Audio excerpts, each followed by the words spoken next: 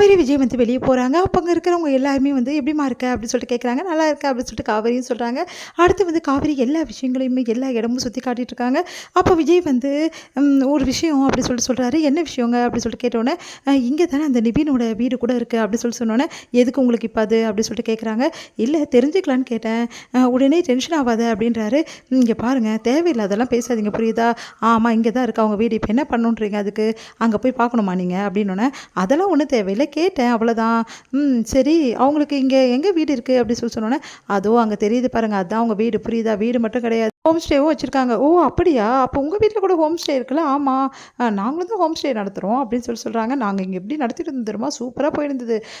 அதுக்கப்புறமா தான் சரி ஓகே வேலைக்காகாது அப்படி சொல்லிட்டு தான் அங்கே வந்துட்டோம் அப்படி சொல்லி சொல்கிறாங்க. ஓ அப்படியா? அப்படி சொல்லி கேட்குறேன். சரிங்க ஹோம் ஸ்டே பேர் என்ன? நீங்கள் தான் பார்த்துருப்பீங்களா மகாநதின்னு சொல்லிட்டு. அப்படி மகாநதினா உங்கள் அக்கா தங்கச்சிங்களோட பேரா? அக்கா தங்கச்சிங்க பேர் அவ்வளோதானே அப்படி சொல்லி சொன்னோன்னே, ஆமாம் வேற என்ன? எங்கள் அப்பா எவ்வளோ நதி பேர்லாம் சூப்பராக வச்சுருக்காரு பார்த்தீங்கல்ல. என் பேர் காவேரி எனக்கு தெரியும். உங்கள் அக்கா தங்கச்சிங்க பேர் எல்லாமே எனக்கு தெரியும். பரவாயில்லையே அப்போ முன்னாடியே தெரியாது சொல்லுவீங்க இப்போ தெரியுமா அப்படி சொல்லி கேட்குறேன். ஆமாம் எனக்கு தெரியும். சொல்லுங்கள் பார்க்கலாம். உங்கள் முதல் அக்கா பேர் கங்கா, உன் பேர் வந்து காவேரி, அதுக்கப்புறம் யமுனா, அப்புறம் லாஸ்ட் அந்த குட்டி பொண்ணு பேர் வந்து நர்மதா கரெக்டாக? பரவாயில்லைங்க இந்த அளவு வந்து பேர் ஞாபகம் வச்சுக்கிறேன். முன்னாடியெல்லாம் வந்து என் தங்கச்சிங்க பேர் கேட்டால் உங்களுக்கு தெரியாது குழப்பம் அடைவீங்களா? இப்போல்லாம் அப்படி கிடையாது கிளியராக இருக்கேன் போதுமா அப்படின்றாங்க. சரி ஓகே பார்த்து போ காவேரி என்ன இது இப்படி போகிற அப்படின்னோடனே, இங்கே பாருங்கள் எனக்கே ரூட்டு சொல்லி தெரியுங்களா? இதெல்லாம் நாங்கள் வாழ்ந்த இடம் எப்படி இருக்கும் எப்படி போகணும் எனக்கு நல்லா தெரியும் அப்படின்னு சொல்லிட்டு காவேரி தடுக்கி விட போகிறாங்க. உடனே விஜய் தாங்கி பிடிக்கிறாரு. ரெண்டு பேருமே ஒருத்தர் ஒருத்தர் அப்படியே தன்னை அறியாமல் வந்து அப்படியே பார்த்துக்கிட்டே இருக்காங்க. உடனே வந்து காவேரி வந்து சரி ஓகே அப்படின்னு சொல்லிட்டு அப்படியே எழுந்துக்க பார்க்குறாங்க. விஜய் அப்படியே விட்டுறாரு. உடனே வந்து சாரி நான் எப்படி வந்து இந்த மாதிரி ஆனனே தெரியல. எல்லாம் உங்கள் ஊர் தானே சொன்னேன். அப்போ பார்த்தியா எப்படி விழ பார்த்தேன் அப்படின்னு சொல்லிட்டு அப்படி சொல்கிறாரு.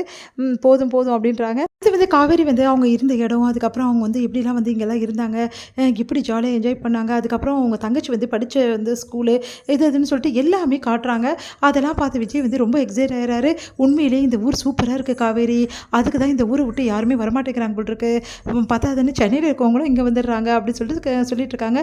இப்போ பார்த்தீங்களா எங்கள் ஊர் எப்படின்னு சொல்லிட்டு காவேரியை வந்து பெருமைப்படுறாங்க. அடுத்து வந்து காவேரி வந்து அப்படியே சட்டுன்னு திரும்பும்போது அவங்க கண்ணில் ஏதோ பட்டுடுது. என்னாச்சு அப்படி சொன்னோம். இல்லைங்க கண்ணு உறுத்துற மாதிரி இருக்குது, ஏதோ ஒன்று பட்டுடுச்சு. சரி இரு நான் ஊதி விடுறேன்னு சொல்லிட்டு காவேரிக்கு விஜய் ஊதி விடுறாரு. அப்படியே ஒருத்தர் அப்படியே தன்னோட கண்ணை ரெண்டு பேருமே வந்து அவங்க கண்ணை வந்து அப்படியே மாற்றி மாற்றி பார்த்துக்கிறாங்க.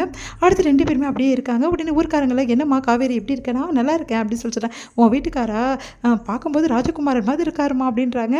காவேரி எப்படி கண்ணு வைக்கிறாங்க பாரு அப்படின்றாங்க. என்ன காவேரி அப்படின்னாரு. இல்லைங்க இந்த மாதிரிலாம் வந்து உங்களை பேசினா கண்ணு வைக்கிறதுன்னு அர்த்தம், அதுக்கு தான் சொன்னேன் அப்படின்னோடனே விஜய் வந்து க்யூட்டாக சிரிக்கிறாரு. அடுத்து ரெண்டு பேருமே வந்து எல்லா விஷயங்களையும் பேசிக்கின்னு ஜாலியாக வந்து அங்கே இருக்க பழங்கள் அந்த மாதிரி சின்ன சின்ன விஷயங்கள் எல்லாம் சாப்பிட்டு ரொம்ப சந்தோஷமாக வந்துட்டுருக்காங்க. அப்போ வந்து என்ன ஆகுதுன்னா கரெக்டாக வந்து நம்ம நிவினோட அந்த எஸ்டேட் வந்து அந்த மேனேஜர் வந்து வராரு. அவரை பார்த்துட்டு வந்து அம்மா காவேரி எப்படிமா இருப்பேன் உன் வீட்டுக்காரம்மா அப்படின்னு ஆமாங்க அப்படி சொல்லிட்டு இருக்காங்க. சரிம்மா ராகினி கல்யாணத்துக்கு போலையா நீ இங்கே வந்திருக்க அப்படின்னோடனே ராகினி கல்யாணமா அப்படின்னு சொல்லிட்டு யோசிக்கிறாங்க. ஆமாம்மா ராகினிக்கும் யாரோ ஒரு பையனுக்கும் கல்யாணமா கோயிலில், அதுக்கப்புறம் இப்போ இங்கே வந்து ரிசப்ஷன் வைக்க போகிறாங்களாமே, அதுக்கு தான் சத்திரம் பார்த்துட்ருக்காங்களாம். இந்த விஷயம் கூட எனக்கு இப்போ தாம்மா தெரியும். உண்மையாக நான் சொல்கிறேன் ஆமாம் அப்படின்னோடனே அதிர்ச்சி அடைகிறாங்க ரெண்டு பேருமே. அப்போது நம்ம இல்லாத டைமில் வந்து அங்கே கல்யாணம் பண்ண ஏற்பாடு பண்ணிகிட்ருக்காங்க, இதை விடவே கூடாதுங்க உடனே கிளம்பணும் அப்படின்னு சொல்லிட்டு யோசிக்கிறாங்க. நம்ம வந்து காவேரி சரி காவேரி உடனே கிளம்பலாம், இது தாத்தாக்கு தெரியுமா தெரியாதா இரு நான் ஃபோன் பண்ணிட்டு வரேன்னு சொல்லிட்டு தாத்தாக்கு ஃபோன் பண்ணுறாரு. ஆச்சுங்க அப்படின்னு சொல்லிட்டு கேட்குறாங்க. தாத்தா கேஷுவலாக பேசுகிறாரு. அப்போ தாத்தாக்கும் தெரியாமல் இந்த கல்யாணத்தை நடத்துகிறாங்க போல் இருக்கு, நம்ம விடக்கூடாது காவேரி உடனே கிளம்பணும்னு சொல்லிட்டு ரெண்டு பேருமே ஊருக்கு கிளம்புறாங்க. இதோட முடியுது.